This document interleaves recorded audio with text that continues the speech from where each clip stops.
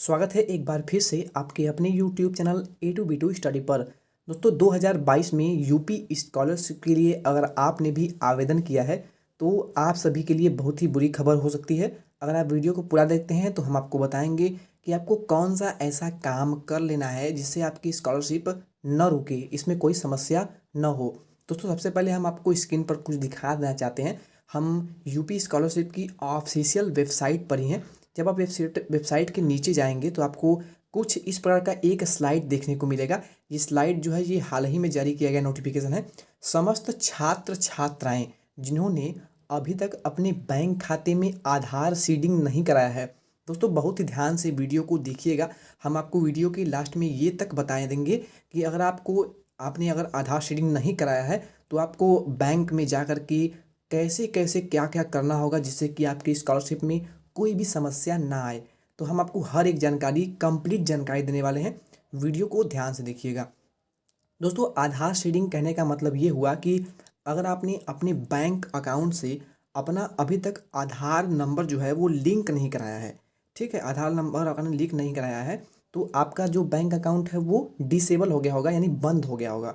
दोस्तों जब आप बैंक अकाउंट जाते हैं तो आपको बैंक अकाउंट में जाने के बाद आपको एक, यहाँ पे मैं लिख देता हूँ, KYC, ठीक है। यहाँ कहने का तात्पर्य ये है कि अगर आप अपने बैंक में बहुत दिनों तक, करीब 6 से 12 मंथ के भीतर अगर आपने कोई भी ट्रांजैक्शन नहीं किया है, ट्रांजैक्शन कहने का मतलब ये कि आपने न पैसा डाला है और न ही पैसा आपने निकाला हुआ है, तो उस कंडीशन में आपके बैंक अकाउंट को ये पता ही नहीं होता है, आपके बैंक को पता ही नहीं होता है कि हाँ कोई व्यक्ति है जिसका हमारे यहाँ खाता भी है, ठीक है। तो उसके लिए जब आप बैंक में जाते हैं, जब आपका खाता डिसेबल हो चुका है या फिर आपका बैंक से आधार लिंक नहीं है या फिर आपका बैंक से अकाउंट लिंक है भी, मान लीजिए आपका बैंक से अकाउंट लिंक है फिर भी अगर आपका खाता बंद हो गया है तो आपको बैंक जाना है। आपको वहाँ से डायरेक्ट जाकर के बस बोलना है कि सर मुझे एक KYC का फॉर्म चाहिए, ठीक है। अगर आपने कोई भी ट्रांजेक्शन नहीं किया है हाल फिलहाल में, करीब 6 महीने के बाद तक के, तो आपको डायरेक्ट मानना है कि सर मुझे एक KYC फॉर्म दीजिए। KYC का फुल फॉर्म होता है दोस्तों KYC, यानी नो योर कस्टमर। बैंक जानना चाहते हैं कि जो भी कस्टमर हमारे यहाँ बैंक अकाउंट खोला हुआ है, हम उसे जानना चाहते हैं कि वो अभी है या फिर नहीं है, ठीक है। तो इसके लिए वो एक फॉर्म फिल कराते हैं। फॉर्म फिल करने के बाद आपको बैंक में सबमिट कर देना होता है। वहाँ पर आपको आपका फिंगरप्रिंट वगैरह स्कैन करते हैं और आपके बैंक अकाउंट को एक बार फिर से वेरीफाई करते हैं। उसको वेरीफाई करने के बाद ही आपका जो बैंक अकाउंट है वो आधार से लिंक्ड हो जाएगा और आपकी स्कॉलरशिप के आने में कोई भी समस्या नहीं होगी।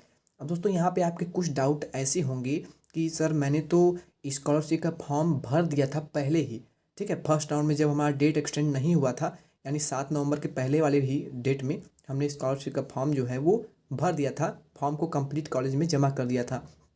तो क्या उस कंडीशन में मुझे भी स्कॉलरशिप का फॉर्म जो है उसमें कुछ संशोधन करने का सकता है? क्या मेरा स्कॉलरशिप नहीं आएगा? तो आपको बता दें कि अगर आपका स्कॉलरशिप अभी नहीं आया हुआ है तो आप अभी भी जा कर के अपने बैंक में, आपका जो भी बैंक हो, ठीक है, आपका जो भी बैंक हो आपके नज़दीकी, आप उस बैंक में जाइए और अपना जो बायोमेट्रिक स्कैन है ना वो करा लीजिए। KYC का फॉर्म भर करके आप अपना जो बैंक है, जो आपका बैंक अकाउंट है, उसको एक बार अपडेट करा लीजिए। उसमें कुछ पैसे आप उसमें डाल दीजिए या फिर उससे पैसे कुछ निकाल लीजिए। इससे क्या होगा कि आपका जो बैंक है वो आपको एक SMS देगा आपके मोबाइल नंबर पे और आपको ये कंफर्म हो जाएगा कि हाँ मेरे बैंक से हाल ही में कोई ट्रांजेक्शन किया गया है, और इससे ये कंफर्म हो जाएगा कि हाँ आपका खाता जो है वो चालू है। तो दोस्तों ये बहुत ही इंपॉर्टेंट जानकारी थी आप सभी के लिए। उम्मीद है कि बहुत छात्रों को ये पता भी होगा, पर ये जानकारी उन्हीं के लिए है जिनको कि इसकी जानकारी बिल्कुल भी नहीं है। तो यहाँ पे आप स्लाइड पे देख सकते हैं, तत्काल अपने संचालित बैंक खाते में आधार सीडिंग अवश्य करा लें। ये जानकारी सीधे यहाँ पे वेबसाइट पर शो हो रहा है। तो अगर आपने ये काम नहीं कराया है तो तुरंत करा लें, क्योंकि आपकी स्कॉलरशिप आने में समस्या हो सकती है। इस कंडीशन में होता क्या है, अगर आपका बैंक अकाउंट क्लियर नहीं है, आप अगर वो खाता जो है वो आधार से लिंक नहीं है, तो उस कंडीशन में आपका स्कॉलरशिप आने में समस्या हो सकती है।